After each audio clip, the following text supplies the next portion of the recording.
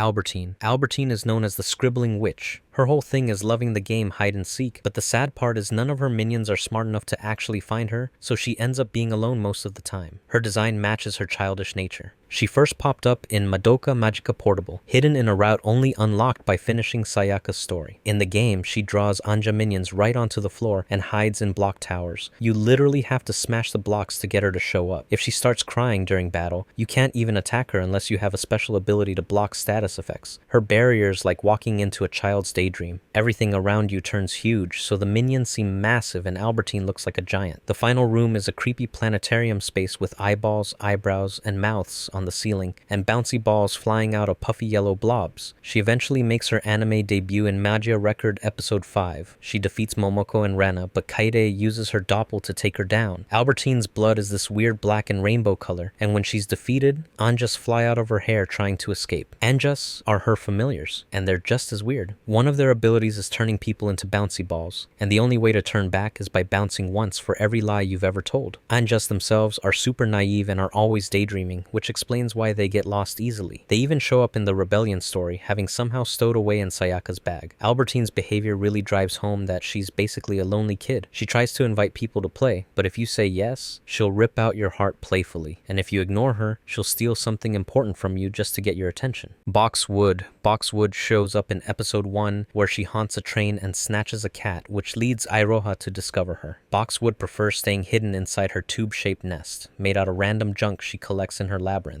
She just swims around peacefully most of the time, but if someone disturbs her, she gets aggressive and attacks with a body slam, frills flared out like some weird underwater monster. The inside of her labyrinth is extra strange too. The sky is filled with floating pasta, and it's all because she once saw a pasta-shaped god. No one knows exactly what that means, but fans think it might be a reference to the flying spaghetti monster meme. Her familiars are these flotsam-like things, basically unborn lives just drifting around. They don't do much unless someone intrudes, and then they work with Boxwood to fight back. When Iroha and Kuroi face her the second time, everyone on the train had already been marked by a witch's kiss and turned on them. But instead of dying in that moment, Boxwood somehow ends up traveling with Iroha into Kamihama City. That's where she accidentally stumbles into Zenobia's labyrinth, and unfortunately for her, Zenobia completely destroys her, literally rips her in half. Gertrud. Gertrud is the very first witch we see, and she's known as the Rose Garden Witch. Her whole thing is roses, and she's obsessed with them. She spends all her energy keeping them alive and beautiful. She drains the life out of humans who wander into her labyrinth just to feed her flowers. She doesn't even like people walking around in there. She hates them messing up her perfect rose garden. Her nature is distrustful, which fits with how defensive her world is. Her appearance is just as weird as you'd expect from a witch. Her body looks like a cylinder made of some gross mix of fat and blood, and it's held up by black roots. Her hair is actually moss with roses growing out of it. In episode 1, Madoka and Sayaka get pulled into Gertrude's barrier for the first time while saving Kyubi. That's where we first see her minions, the Anthonys, surrounding the girls. They get rescued by Mami, who then hunts Gertrude down in episode 2. Along the way, she saves a woman who had Gertrude's witch kiss on her, which usually leads to suicide. Mami eventually finds and defeats Gertrude, with the scene ending in those iconic butterflies. Gertrude has two kinds of minions, Anthony and Adalbert. Anthony is her landscaper. He's got a mustache that the witch herself styles. Anthony is usually the one doing the dirty work, attacking with black scissors and using high-pitched voices. In the anime, they change their faces when attacking and seem super aggressive despite their fancy mustaches. Adalbert, on the other hand, is the lookout. When he spots a human, he rings an alarm and then headbutts them without hesitation. The small ones can even turn into rose vines to trap people. Gisela. Gisela is the Silver Witch, and she's one of the more visually striking and oddly themed witches in the series. Her whole thing is speed and chaos. Her labyrinth is a place where everything is zooming by at high speed. But ironically, Gisela herself is incredibly slow and dull. It's like she's stuck in slow motion while the world around her blurs past. She used to shine bright silver, but now she's all rusted and worn down from just staring at a coastal sunset too long. That tarnished look is a big part of her identity. You first see her in episode 7 during Kyoko's flashback. Gisela shows up to fight, but we never see the actual end of the battle. Her defeat is left up in the air, which leaves fans guessing whether she survived or not. Gisela doesn't work alone. She's got a minion named Dora. Dora is loud, annoying, and kind of wild. She's got pipes sticking out of her that make all sorts of obnoxious noises as she barrels around like a chaotic sandstorm. She's even said to declare opinions for Gisela, which is a funny way of saying she's constantly making a ruckus. Charlotte first shows up in episode 3 of the original anime, where she becomes infamous for taking out Mami Tomoe in one of the show's most shocking moments. At first, she looks like a cute floating dessert creature with a candy-like head, but she transforms into a massive monster with sharp teeth, her second form, right before she kills and eats Mami. She's known as the Dessert Witch, and has a strong obsession with sweets. But weirdly enough, even though she can make endless desserts, she can't create cheese. And she really wants cheese. Charlotte's magical girl form is Nagisa Momo, which gets revealed later in the Rebellion story movie. In that timeline, she goes by Bibe and lives with Mami as a helpful ally. Bebe doesn't talk much at first, but becomes louder and more playful later. Mami even made Bebe's clothes by hand. When Homura starts to question the world around her, Bebe and Sayaka reveal that they were sent by Ultimate Madoka as part of the Law of Cycles. Bebe can switch between her witch form and magical girl form freely, and even uses her second monstrous form again, though it looks a little different. Charlotte also has weird little minions called Piotr and Polina. Piotr is a mouse-like creature with a stamp for a face. Its job is to search for cheese by headbutting things to see if they're cheese or not. If it is, you get a cheese approval stamp. If not, too bad. Polina, on the other hand, looks like a nurse and helps out with support stuff like healing and helping Mami in battle. In the anime, when Homura saves the others from Charlotte, you can see both minions running around, Piotr spinning in circles and Polina helping Mami with her trapezes. Durbar is called the Ikigami Witch, which means she's tied to the idea of a living god, a concept from Japanese religion that refers to someone considered holy while still alive. Her main thing is purification. She's obsessed with constantly cleansing herself of her sins, so much so that she's always soaking in water. She can actually see the future with the many eyes on her tongue, but she's so fixated on her own inner filth that she doesn't even pay attention to what's ahead. Her entire existence revolves around trying to wash away the spiritual dirt deep inside her, and she won't stop until she's completely clean. If anyone interrupts her, she lashes out with floods of water and bolts of lightning. On top of that, if even a drop of her impurity touches someone else, it stains their soul and can literally kill them. That's how toxic her sins are. She also has minions named Patan, which are basically her personal assistants. They're constantly clinging to her feet, trying to serve her, but it's a tough job. The holy water from her purification process can actually melt them, so they're always scrambling around to avoid it. Still, they're super loyal and won't leave her side, even though they know the job could destroy them. What's interesting is that they survive by eating the sins that pour out of her, so if she ever actually manages to fully purify herself, they're screwed. Elsa Maria shows up at the end of episode 7. She's known as the Shadow Witch, and her main trait is self-righteousness. Basically, she prays non-stop for all living things, and while doing that, she pulls everything around her into her shadow. No exceptions, no mercy. Her posture never breaks, and she stays perfectly still, hands together in prayer, the entire time. Her design and vibe are super religious, mixing Christian and Buddhist elements. You even see it in her creepy labyrinth, a dark church-like place filled with skulls, dead trees, and this massive female statue. At one point, she even grows a giant tree out of her back to keep Sayaka away. Sayaka still manages to destroy her, slashing her up in one of the bloodiest scenes in the show. After that, Elsa Maria's grief seed is left behind, but Sayaka, now cold and bitter, refuses to take it and gives it to Kyoko instead. Elsa Maria's minions are called Sebastians. These things look weird and twisted, and their whole purpose is to blindly believe whatever Elsa Maria represents. They're said to be made from the lives she's saved, and they constantly look for more people to join them. Etteilla is the witch form of Melana, and she's called the Witch of Fortune Tellers, and her whole thing is about disclosure, basically digging into the truth of fate itself. Inside her barrier, she endlessly flips tarot cards at her table, looking into the past, present, and future like it's her personal hobby. She finds joy in knowing all destinies, but things get creepy fast. If someone walks into her barrier, she'll think they're there to admire her powers, and she'll gladly reveal deep truths about them. But those truths aren't always good news, and if you accept what she shows you, she traps you and turns you into her apprentice. If you fight back, she doesn't just attack, she'll show you every kind of suffering possible. That's her way of dealing with rejection. In the anime, she shows up after Mel's soul gem turns into a grief seed, turning her into this witch. Later in episode 21, Tsuruno Yui defeats her in a flashback scene. Candeloro is the witch form of Mami Tomoe. She's known as the dress-up witch with an inviting personality, and while she seems kind, she doesn't let anyone leave her barrier once they enter. Her whole vibe is very tea party fantasy with a dark twist. Her labyrinth is filled with teacups, apples, apple trees, rainbow bridges, and even has happy birthday texts scattered around. It's decorated like Mommy's ideal world, but has a gloomy, overcast sky hanging over it all. One creepy detail is the black teacups. They're huge and pretty much empty of decoration. Candeloro has two main familiars named Du Polignac, and they resemble magical girls Madoka and Kyoko, even fighting in their style. The Madoka-like one uses a red bow, while the Kyoko-style one fights with a yellow-orange spear. These minions guide intruders to Candeloro's tea party and make sure no one escapes. If anyone tries, Candeloro literally ties them up. In combat, Candeloro fights like Mommy, using rifle-style attacks and ribbons that can bind enemies. She even has a version of Mommy's iconic tiro finale attack, except hers shoots flames. Candy. Candy looks like a big, creepy stuffed bunny with long ears. She acts like she's a princess and truly believes she's the cutest thing ever. Inside her labyrinth, she collects anything she thinks is adorable and loves being told how pretty she looks. But if she picks up even a hint of negativity, she instantly flips out. She'll throw a tantrum, bite, and even stab things with spears if she's upset, even if she looked totally fine just seconds before. Her minions are called Herald, and their job is basically to keep Candy happy. They run around her labyrinth looking for cute stuff to decorate her with. If they bring her something she doesn't like, she doesn't just get mad, she literally slices them open. So, being her minion is a serious risk, but if you ever run into a herald, don't panic. Just toss something shiny or cute like wrapping paper and it'll grab it and run off back to her. One of the creepiest little details about her is that during one of her attacks, her head literally splits open and shows what looks like a pelvis inside.